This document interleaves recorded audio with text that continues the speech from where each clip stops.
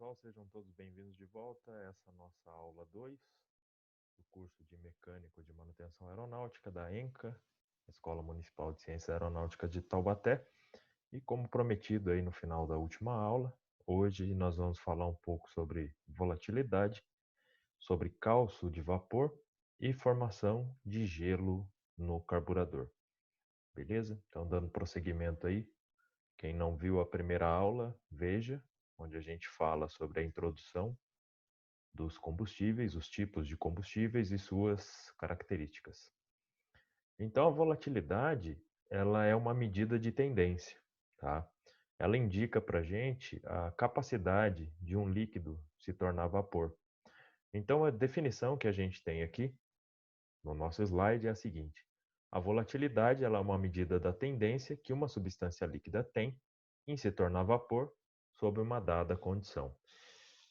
Essa volatilidade é importante para nós na área de motores, porque ela indica a característica do combustível que vai afetar diretamente o bom funcionamento do nosso componente, do nosso equipamento. Então, a nossa gasolina, por exemplo, ela não é uma substância pura, né? A gasolina, na verdade, ela é uma mistura, que é conhecido aí como um blend, de compostos de hidrocarbono que são voláteis, né? Então, são várias gasolinas diferentes que juntas formam essa substância que a gente conhece como gasolina aeronáutica ou AVGás. Tá? Então, lembrando lá dos hidrocarbonos, né, que vem do petróleo cru.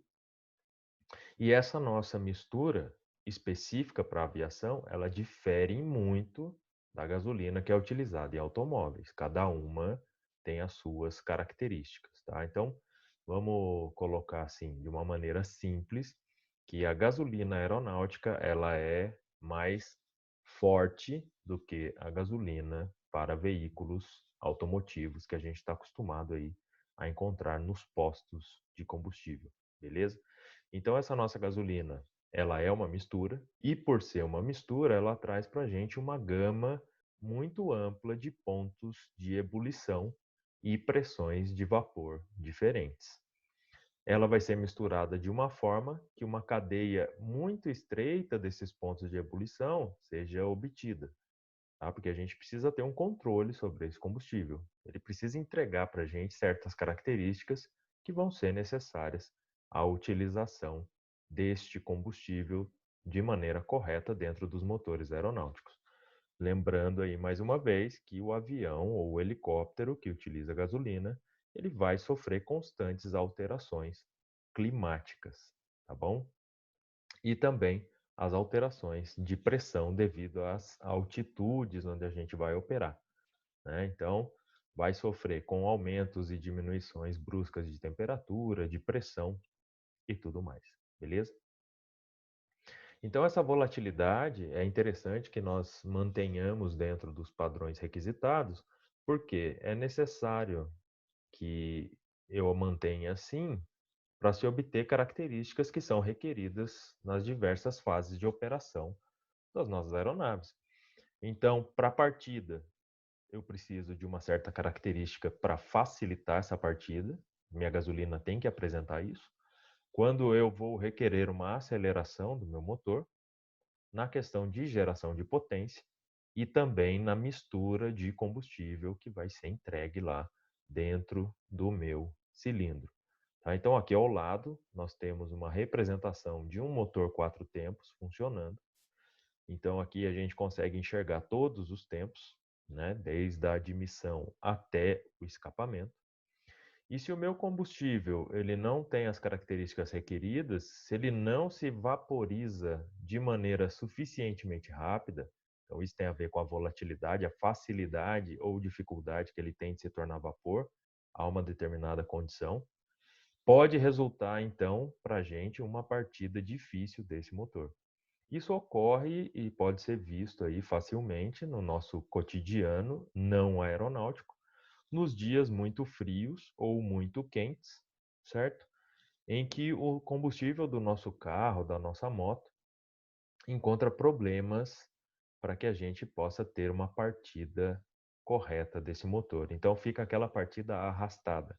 A gente precisa tentar por várias vezes acionar o motor até que ele entre em funcionamento normal, tá? Então, se o combustível não se vaporiza de uma maneira rápida o suficiente para aquele motor que ela está operando, eu posso ter, né, uma partida difícil, eu vou ter um aquecimento lento do meu motor como um todo, e a gente sabe que os motores eles têm uma temperatura operacional padronizada e ele precisa manter essa temperatura. A aceleração desse motor vai ser pobre.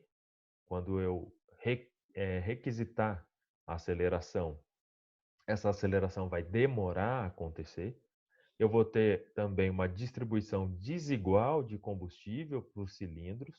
Lembrando que os nossos motores eles não têm um único cilindro. Motores aeronáuticos, principalmente os mais antigos, que eram os motores radiais, eles tinham diversos cilindros, 7 cilindros, 14 cilindros, 21 cilindros, tá? Hoje a gente trabalha muito com 6 ou 8 cilindros. Temos os motores menores com 4 cilindros também, e cada um desses cilindros ele precisa receber uma quantidade igual e exata de mistura ar-combustível. Então, a vaporização, a volatilidade do combustível, ela vai influenciar em todos esses aspectos, beleza?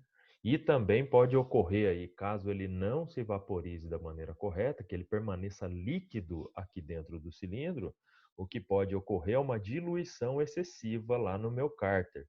Então, como meu combustível vai estar nesta porção superior aqui, ó, na cabeça do meu pistão, se ele estiver líquido, ele escorre pela parede lateral e vem cair aqui dentro do reservatório de óleo do meu motor, tá? Que a gente chama de cárter de óleo, beleza? Este combustível caindo aqui no óleo vai diluir o óleo, vai se misturar esse óleo, vai queimar, vai ocasionar carbonização deste óleo, por isso o óleo do nosso motor vai ficando escuro à medida que a gente faz aí o funcionamento desse motor, tá bom? Então é interessante e é um bom sinal que a gente verifique sempre, não só o nível de óleo, mas também a qualidade desse óleo, né, e as características que ele vem apresentando aí. Um óleo muito escuro pode denunciar para a gente que o combustível que está sendo utilizado não tem as características corretas, beleza? E se a gasolina vaporizar de uma maneira excessivamente rápida, mais do que necessitaria, as minhas linhas de combustível elas podem ficar cheias de vapor. E isso aí vai me trazer um grande problema. Por quê?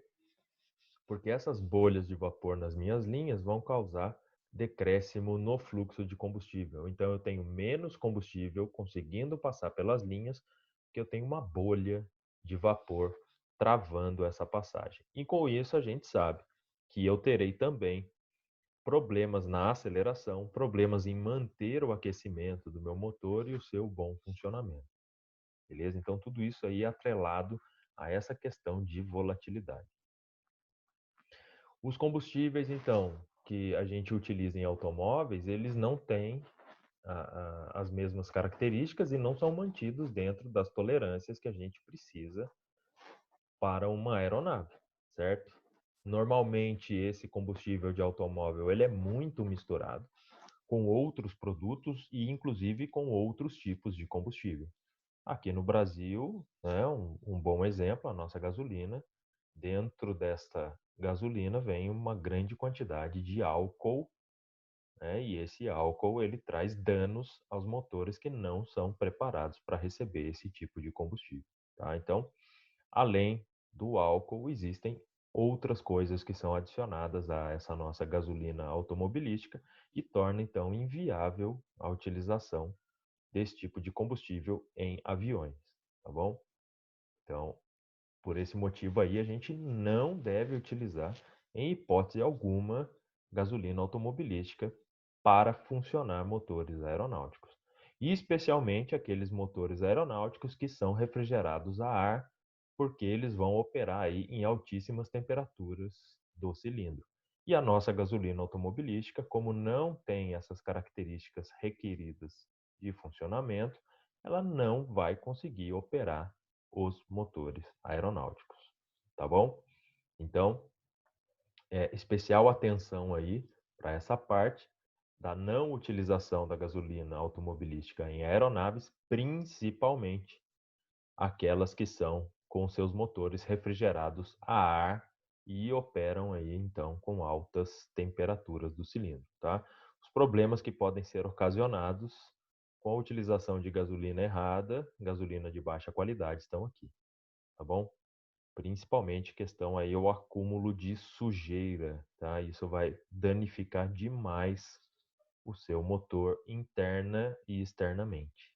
Tranquilo? Na questão do cálcio de vapor, nós temos alguns testes que são feitos, temos laboratórios e pessoas que tomam conta, né, da qualidade desse nosso combustível, tá? Então, para evitar a vaporização de gasolina aí nas linhas de combustível, e isso vai resultar menos gasolina aí para o nosso motor, e em casos severos eu posso ter a parada do motor por conta disso, a gente dá o nome desse fenômeno aí de cálcio de vapor, tá? Então, para se medir a tendência que uma gasolina tem, a formação de cálcio em determinada situação, a gente tem um teste chamado de teste de pressão de vapor RAID, tá aqui embaixo. E nesse teste eu pego uma amostra do meu combustível, coloco ela num equipamento, ela vai ser selada numa bomba. Essa bomba está equipada com um manômetro que vai indicar para a gente a pressão. Nós vamos entrar numa tabela, fazer a correção necessária e assim definir se aquela gasolina pode ser utilizada para a operação a que se destina a aeronave. Tá? Então, não quer dizer que uma gasolina reprovada para uma certa aeronave vai ser reprovada para todas as outras. Beleza? Nós vamos ver aqui que nós temos uma classificação bem grande de gasolinas, então aeronaves menores podem usar uma gasolina com características mais baixas, tá? Então, no caso aqui, a gente tem uma imagem de uma central de testes automatizada, toda digital, onde o técnico vai lá, coloca a sua amostra e depois de algum tempo ele tem todos os gráficos gerados para ele ali, tá? Fica mais fácil. Caso ele não tenha a opção de utilizar esse equipamento tecnológico, nós temos aí as medições que podem ser feitas de maneira manual através desses aparatos de teste aqui que a nossa apostila traz, tá bom? Então, esta primeira imagem aqui é a imagem que vocês vão encontrar na apostila de vocês, o capítulo 4 do módulo básico, e aqui eu coloquei uma foto do equipamento ilustrado na apostila no mundo real. Tá bom? Então, nós temos aqui a nossa bomba, onde vai ficar a amostra de combustível, e o meu manômetro, que vai indicar a pressão. Aqui ao lado eu tenho outros equipamentos que fazem o mesmo teste, tá? Mas aqui de maneira digital, um pouco mais atualizada, tá bom? E a última aqui também com uma leitura analógica do teste, beleza? Então, o que que eu vou fazer? Eu vou pegar esse aparato aqui, que a gente viu na última imagem, e eu vou colocá-los imersos num banho que vai ter uma temperatura constante. Essa temperatura, ela está lá no manual de teste, tá? E eu vou indicar, vou pegar a pressão que está indicada e vou anotar essa pressão daquela amostra específica de combustível. Quanto mais alta for a pressão que eu tiver que corrigir na minha amostra de teste, mais suscetível é esse combustível para a formação de cálcio vapor. Então, o que que a gente tem que pegar e guardar daqui é que a gasolina de aviação ela vai estar sempre limitada a um máximo de 7 PSI de pressão corrigida, tá bom? Por conta aí da tendência que ela vai ter acima desses 7 PSI de aumentar o cálcio de vapor em grandes altitudes, onde a nossa pressão atmosférica é menor do que aqui no solo. Beleza? Então, guardem isso aqui. A gasolina de aviação ela está limitada a um máximo de 7 PSI de pressão corrigida quando eu faço o teste de formação de vapor RAID, tá bom? 7 PSI. A formação de gelo no carburador, ela está diretamente relacionada com a volatilidade do combustível. A gente tem que entender que como ocorre a volatilização de um combustível. Quando a nossa gasolina vai passar do seu estado líquido para um estado de vapor, esse estado de vapor é um estado mais energético do que anteriormente, como líquido. Então, para que ela possa se transformar em vapor, ela vai precisar extrair caloria das redondezas onde ela se encontra para efetuar essa mudança. Logo, se a minha gasolina, na forma líquida, vai retirar calor das partes por onde ela está passando, essas partes ficarão mais frias, tá bom? Então, quanto mais volátil for esse meu combustível, mais rápido eu vou extrair esse calor. Então, de uma maneira cada vez mais rápida, essa área por onde ela está passando vai se tornar mais fria. À medida que a minha gasolina sai aqui do bico de descarga, que está aqui embaixo, nessa representação em corte do meu carburador, então, à medida que ela sai desse bico de descarga e se torna vapor, ela pode congelar vapor de água que vai estar presente no ar que é admitido pelo meu avião, pelo meu helicóptero, para fazer o motor funcionar. Lembrando que a gente precisa sempre de uma mistura de oxigênio, que está presente no ar atmosférico, com o combustível, para ser colocado dentro do meu cilindro, sofra um aumento de pressão e temperatura e depois uma faísca aconteça para que essa mistura exploda e desprenda aquela nossa energia química em energia calorífica, que vai ser transformada em energia mecânica pelas partes móveis do motor. Tá? Então, a gente não tem como tirar o vapor de ar do ar de admissão. Então, o nosso combustível se tornando vapor, olha aqui vocês veem a foto, se tornando vapor, vai deixar toda essa área aqui do meu carburador fria, porque lembra, ele está extraindo calor, tá? E o vapor de água que tiver, ele vai se congelar, beleza? Então, esse é o risco da formação de vapor. Mais uma vez aí, a volatilidade ligada diretamente a uma condição de perigo na operação, tá bom? A umidade ela vai se congelar nas paredes do meu sistema de indução, da minha garganta de Venturi e da nossa válvula de aceleração, que está aqui, que também é conhecida como válvula borboleta, tá bom? E o que vai acontecer quando ocorrer essa formação de gelo? Essa formação de gelo ela vai restringir a passagem do meu combustível e do ar, que está junto com o combustível. Por quê? O combustível é dosado de que forma? O ar passa, cria nesta garganta aqui, nesse venturi, uma queda de pressão, e essa queda de pressão ela é aumentada com o despejo de combustível, tá? Se a gente não elimina essa possibilidade de formação de gelo, eu posso ter uma parada do motor, porque vai se formar tanto gelo aqui que ele vai bloquear a passagem do meu ar e, por consequência, o combustível também não sai do bico, tá bom? E a gente não tem a chegada da mistura da massa de ar combustível até o cilindro para fazer o funcionamento normal do motor. Então é muito perigosa essa situação de formação de gelo no carburador. E uma condição extrema da formação de gelo, ela pode tornar impossível então a nossa operação da manete de aceleração.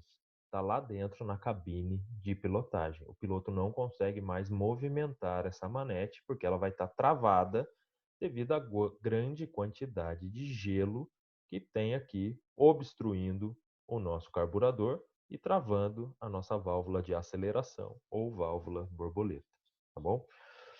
As condições de formação de gelo a gente sabe, né? A água ela se torna sólida ali a 0 grau, porém, a partir de 4 graus positivos até menos 1 grau, essa é a faixa mais severa de formação de gelo, tá bom?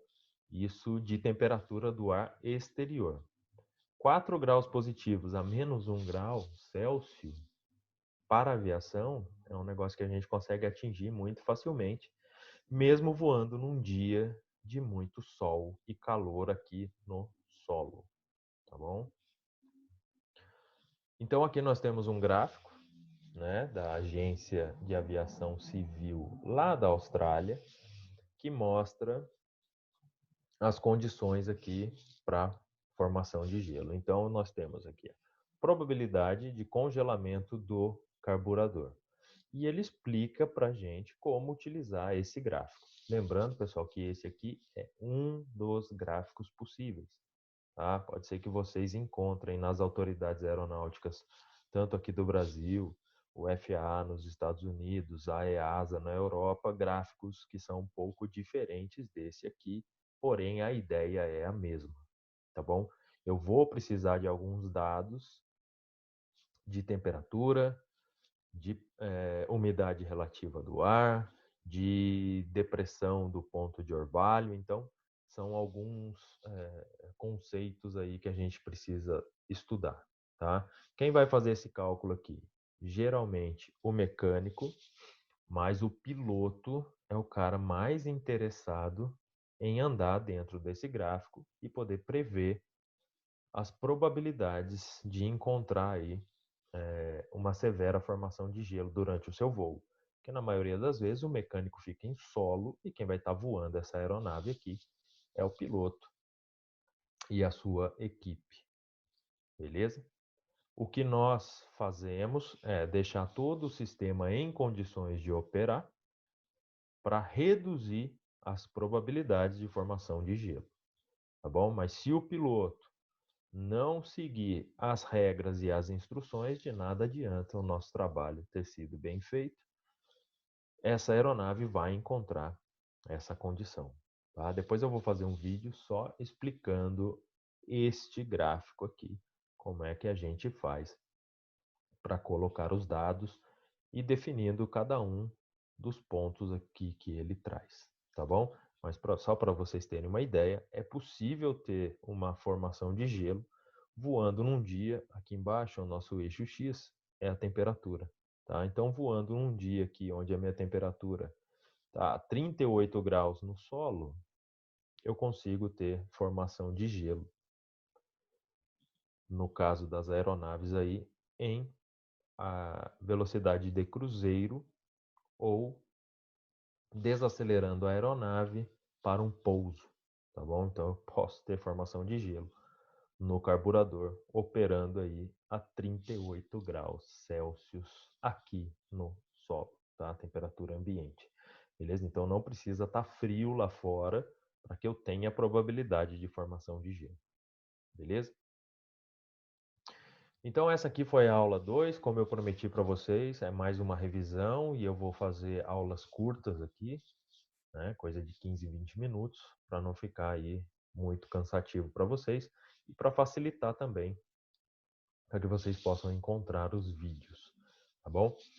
Na nossa próxima aula, nós vamos falar sobre os combustíveis aromáticos, o que eles são, o que é o fenômeno de detonação e pré-ignição, avaliação de octana e octanagem de combustível, que vocês aí já devem ter ouvido falar, pelo menos, em octanagem, né? Vamos entender o que significa isso e vamos falar também sobre pureza de combustível, tá bom? Então, muito importantes esses tópicos que nós vamos tratar aí na nossa terceira aula. Espero todos vocês. Se tiverem alguma dúvida, deixem aí, tá, nos comentários, que eu vou procurar responder a todos vocês. Tudo bem?